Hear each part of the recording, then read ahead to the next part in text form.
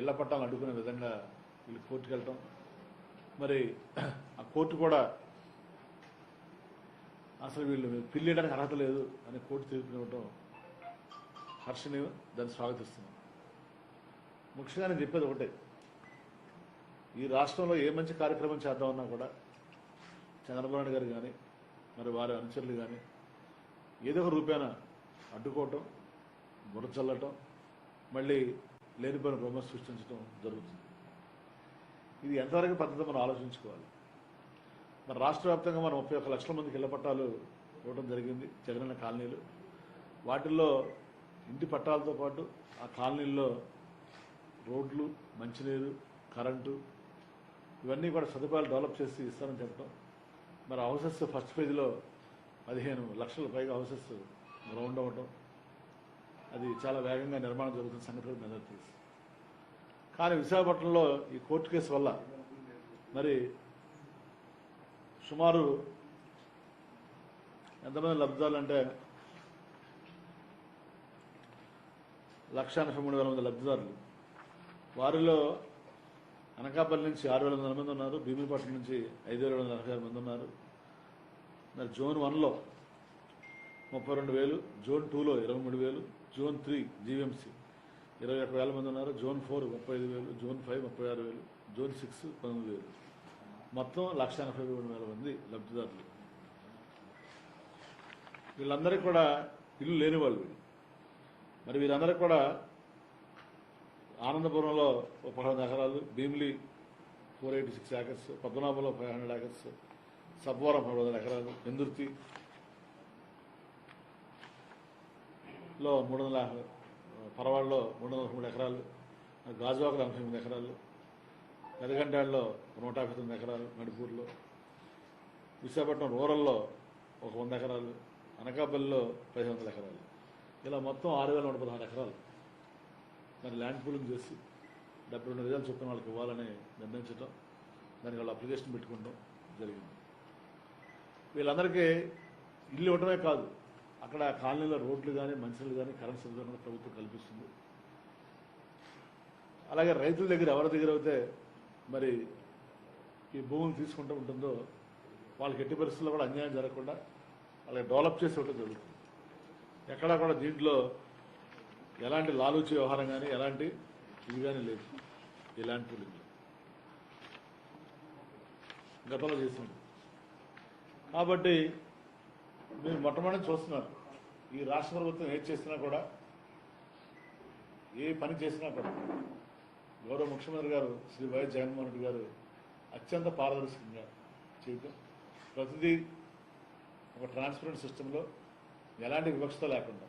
ఇప్పుడు 1,83,000 మంది అందరూ మా పార్టీ వాళ్ళు లేరు, ఈ లబ్ధిదారులు అన్ని పార్టీ వాళ్ళు ఉన్నారు. తెలుగుదేశం పార్టీ వాళ్ళు ఉన్నారు, కాంగ్రెస్ వాళ్ళు ఉన్నారు, బీజేపీ ఉన్నారు, జనసేన ఉన్నారు, కమ్యూనిస్ట్ అందరూ ఉన్నారు. సో ఈ రోజున వాళ్ళ పార్టీ ఏంటి, వాళ్ళ కులం ఏంటి, మతం ఏంటి, ప్రాంతం ఏంటి చూడకుండా, వాళ్ళు మా పార్టీ ఓటేసరిలో చూడకుండా ఎవరైతే అర్హత ఉందో, అర్హత ఉన్నటువంటి అర్హత ప్రాతిపదికగా ఈ రోజున వీళ్ళు ఎలక్షన్ జరుగుతుంది. ఈ మా అధికారులు ఆ ప్రాసెస్లో నిఘ్నమై ఉన్నారు. తప్పనిసరిగా మరి ప్రాసెస్ అంతా కంప్లీట్ చేసుకునే ఈ కార్యక్రమాన్ని ఘనంగా మరి ఈ నెలలో కానీ వచ్చే నెలలో కానీ గౌరవ ముఖ్యమంత్రి గారు శ్రీ వైఎస్ జగన్మోహన్ గారు చేతుల మీదుగానే ప్రారంభించడం జరుగుతుందని తెలియజేస్తానికి నేను సంతోషిస్తున్నాను. దయచేసి ఇప్పటికైనా మన ప్రధాన ప్రతిపక్ష నాయకుడు చంద్రబాబు గారికి నేను ఒకటో విజ్ఞప్తి చేస్తాను. మీరు దయచేసి మీకు రాష్ట్ర అభివృద్ధిలో మాకంత బాధ్యత, మీకు అంత బాధ్యత ఉంది. ఏదైనా ఒక మంచి కార్యక్రమం చేసినప్పుడు మీకు వీలుంటే సహకరించండి, లేకపోతే మీరు గమ్మున ఉండండి. కానీ ఇలా ప్రతిదాన్ని అడ్డుకునే ప్రయత్నం చేయొద్దని విజ్ఞప్తి చేస్తాను. ఇంగ్లీష్ మీడియం అన్నారు, ఇంగ్లీష్ మీడియం పెడితే ఏమన్నారు, హేళన చేశారు అందరూ కూడా. వీళ్ళు స్కూల్స్లో ఇదే లేదు, ఇంగ్లీష్ మీడియం ఎందుకు వెళ్తాను. మరి వాళ్ళ పక్క రాష్ట్రం తెలంగాణ గవర్నమెంట్ చూసాం, నెక్స్ట్ ఇయర్ నుంచి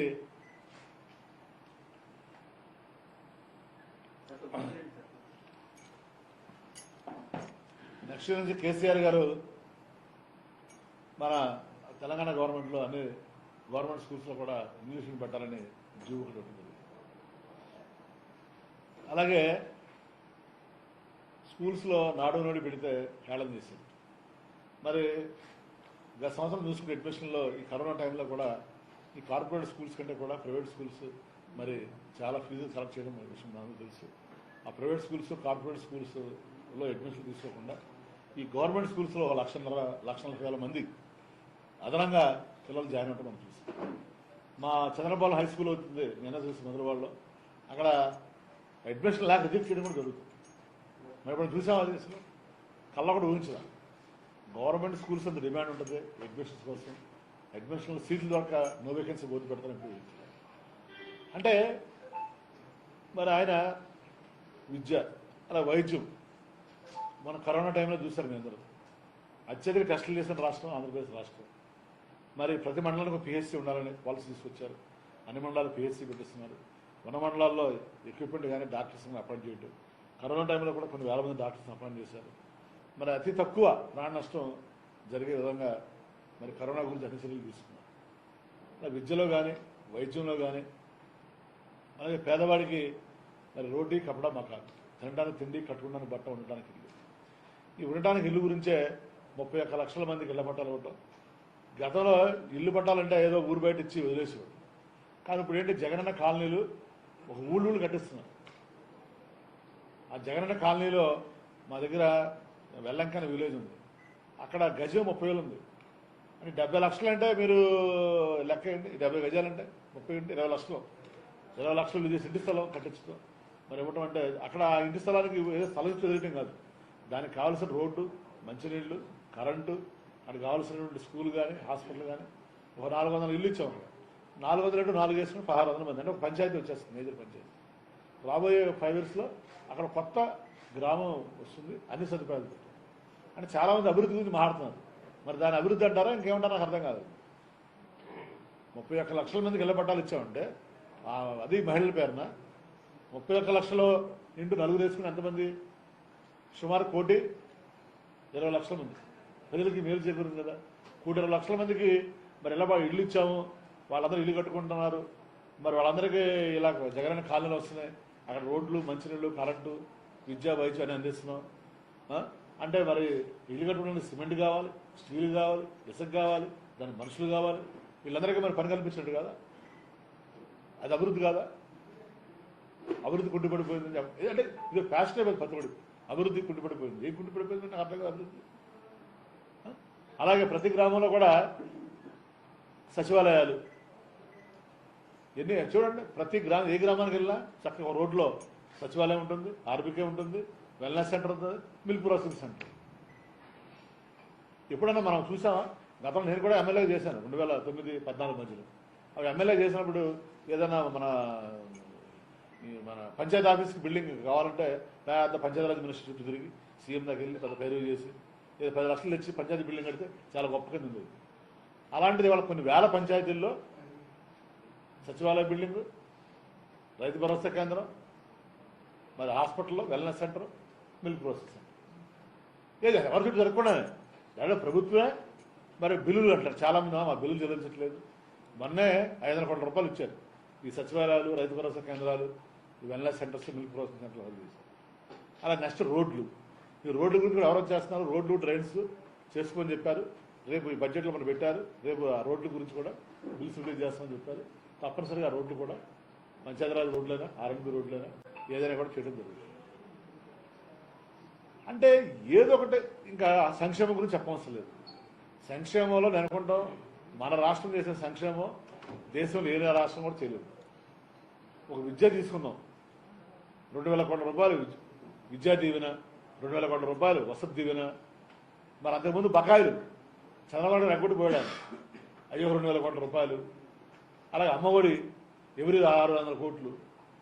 ఇలా సింహభాగం 30,000 కోట్ల రూపాయలు ఎప్పుడు 35,000 చిలుకు ఎప్పుడు ఖర్చు పెట్టాల. 45,000 కోట్లేమో వ్యవసాయానికి. ఎప్పుడైనా మనం చూసామా? ఈ రైతు భరోసా కేంద్రాల్లో టైంకి విత్తనాలు ఇవ్వటం కానీ, ఎరువులు ఇవ్వటం కానీ, మరి పండిన పంట కొనటం కానీ. ఇవాళ ఎన్నిసార్లు మీరే టీవీలో పేపర్లో వేసేవాడు, ఉల్లిపాయలు కొనట్లేదు, టమాటా కొనట్లేదు, రోడ్డు మీద పారేస్తున్నారు, గిట్టుబాటు ధర లేక. ఈ 3 సంవత్సరాల కాలం అక్కడ జరిగింది అది. విద్య, వైద్యం, వ్యవసాయం. అలాగే ఇలా చెప్పుకుంటే పోతే ఎన్నైనా ఆయన ఉద్దేశం ఒకటే, ఈ రాష్ట్రంలో ఇన్ని మంచి పనులు చేయడానికి పెద్ద అనుభవం కాదు కావాల్సింది, పెద్ద వయసు కూడా కావాల్సింది. అని చంద్రబాబు గారు చెప్తారు ప్రతిసారి నాది 40 ఏళ్ళ ఇండస్ట్రీ, పెద్ద అనుభవజ్ఞుని దేశంలో పెద్ద ఇది ఉందని. మనిషికి కావాల్సింది పెద్ద మనసు ఉండాలి ఇవన్నీ చేయాలండి. అలాంటి పెద్ద మనసులో నాయకుడు కాబట్టి జగన్మోహన్ రెడ్డి గారు ఈ రోజున ఈ కార్యక్రమాలను చేయగలుగుతున్నారు. చెప్పండి, వీటిల్లో ఎక్కడైనా వివక్షిస్తుందా పోనీ? ఇప్పుడు మా దగ్గర 68 పంచాయతీలు ఉన్నాయి. 68 పంచాయతీల్లో ఒక 7 పంచాయతీలు వచ్చారు టీడీపీ. అక్కడ కూడా ఇచ్చాం, మేము సచివాలయం బిల్డింగ్ ఇచ్చాం, రైతు భరోసా కేంద్రం ఇచ్చాం, వెల్నెస్ సెంటర్ ఇచ్చాం, మిల్క్ భరోసా సెంటర్ ఇచ్చాం. అక్కడ అన్ని పథకాలు ఇస్తున్నాం మేము. ఎక్కడ నాపేమో చెప్పండి. అలా జీవీఎంసీ 9 వార్డులు ఉన్నాయి, 61 వార్డులు మేము గెలిచాం, కొన్ని వార్డులు మేము గెలవాలా. ఏ వార్డులో కూడా ఇక్కడ పథకం ఆపామా, అభివృద్ధి ఆపామా, సంక్షేమం ఆపామా? ఇదొక ఎత్తు. రెండోది, చాలామంది కొత్త స్లోగన్ తీసుకొచ్చారు. ఏంటంటే మధ్యన ఏదో రాజధాని ఆగిపోయిందని. మా విధానం ఒకటే, మన దగ్గర 3 ప్రాంతాలు ఉన్నాయి. గతంలో మనం ఏం చేసాం, మన సంపదను తీసుకెళ్ళి ఒక చోట కేంద్రీకృతంగా హైదరాబాద్లో పెట్టాం. హైదరాబాద్లో పెట్టడం వల్ల రాష్ట్రం విడిపోయింది. హైదరాబాద్ తెలంగాణ రాష్ట్రం విడిపోయింది. మన రాజధాని లేకుండా పోయింది. పరిశ్రమలు కానీ, విద్యా సంస్థలు కానీ, ప్రైవేట్ రంగ సంస్థలు, ప్రభుత్వ రంగ సంస్థలు అన్ని హైదరాబాద్ చుట్టుపక్కల ఆ రాష్ట్రం విడిపోయింది. విడిపోయిన తర్వాత మళ్ళీ ఎక్కడేసిన కొంగళ అన్నట్టు మళ్ళీ బ్యాక్ టు పేరుని వచ్చింది. మళ్ళీ ఈ ఎప్పుడు కూడా ఈ 50 ఏళ్ళ తర్వాత మళ్ళీ అదే తప్పు చేస్తే మళ్ళీ రేపొద్దున ఎవరో కొంతమంది లాగొచ్చు. 30 ఏళ్ళ తర్వాత, 40 ఏళ్ళ తర్వాత, 50 ఏళ్ళ తర్వాత ఒక ఆయన లేచి ప్రత్యేక ఉత్తరాంధ్ర కావాలంటాడు, ఒక ఆయన లేచి ప్రత్యేక రాయలసీమ కావాలంటాడు. ఈ బీజేపీ కూడా చెప్పారు మొన్న. ఈ బీజేపీ కూడా 2 మన ఏం చెప్పారు వాళ్ళు, ఒకసారి అసలు రాయలసీమ వదిలేశారు, ఒక ప్రత్యేక రాయలసీమ ఉండే.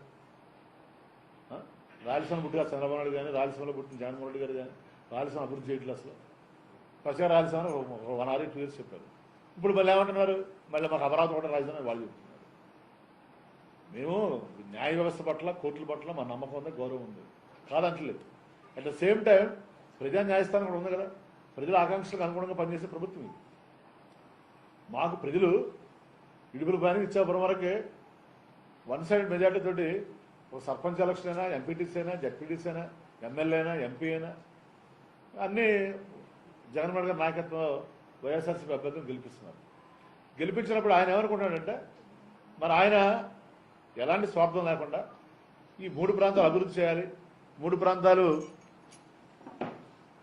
సమానంగా అభివృద్ధి చేస్తే మళ్ళీ 20 ఏళ్ళ తర్వాత, 30 ఏళ్ళ తర్వాత మళ్ళా మధ్యన ఈ ప్రాంతీయ వైషమ్యాలు రావు అని ఒక మంచి ఉద్దేశంతో ఆయన అమరావతి తీసేస్తానని చెప్పలేదు. అమరావతి ఉంటుంది, అమరావతిని అభివృద్ధి చేస్తాం, అక్కడ శాసన రాజధానిని అభివృద్ధి చేస్తాం. అమరావతితో పాటు అమరావతి వ్యత్యాసం చెప్తారు కూర్చుకోండి. అమరావతితో పాటు విశాఖపట్నం, కర్నూలు కూడా అభివృద్ధి చేస్తామని చెప్తున్నాం. దానికి కూడా చలవలు పరవలుగా వాళ్ళు కేకులు కట్ చేసుకుంటాం, మిఠాలు పంచుకుంటాం. నేను అడిగితే చంద్రబాబు నాయుడు గారిని, ఓకే మీరు అమరావతి స్టాండ్ కట్టిపోయి ఉన్నారు, విశాఖపట్నంలో 4 ఎమ్మెల్యేలు గెలిపించారు మన ఎలక్షన్లో, మరి మీ ఎమ్మెల్యే రాజీనామా చేయమనండి. అంటే విశాఖపట్నంలో జనాలకి ఏంటి, మీ ఓట్లు కావాలి, విశాఖపట్నం ఉత్తరాంధ్ర సీట్లు కావాలి, రాజధాని మాత్రం నువ్వు తీసుకెళ్ళి నీ సామాజిక వర్గం దగ్గర, లేదా నీ మనుషుల దగ్గర, నీ భూముల దగ్గర, బినామీ భూములు ఆడబెట్టుకుంటాను. ఎంతవరకు న్యాయం చంద్రబాబు గారు చెప్పండి. సో మేము కోరేది ఒకటే, అన్ని ప్రాంతాలు సమానంగా అభివృద్ధి చేయాలి అన్నదే ఈ ప్రజల ఆకాంక్ష.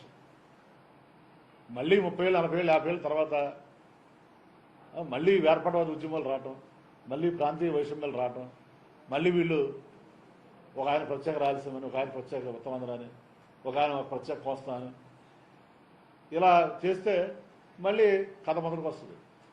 అలాంటి పరిస్థితి రాకుండా ఉండాలంటే 3 ప్రాంతాలు సమానంగా అభివృద్ధి చేయాలి. ఇప్పుడు మా నాయకుడికి కానీ, రాష్ట్ర ముఖ్యమంత్రి జగన్మోహన్ గారికి కానీ ఎలాంటి స్వార్థం లేదు. ఆయన కానీ స్వార్థం తీసుకుని కడపలో పెట్టుకున్నాడు కదా క్యాపిటల్, విశాఖపట్నం పెడతాడు ఆయన.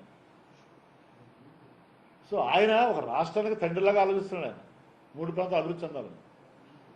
చంద్రబాబు నాయుడు గారు మాత్రం రాష్ట్రానికి ప్రతిపక్ష నాయకుడు కాకుండా 69 గ్రామాలకు ప్రతిపక్ష నాయకులుగా ఆలోచిస్తున్నాడు.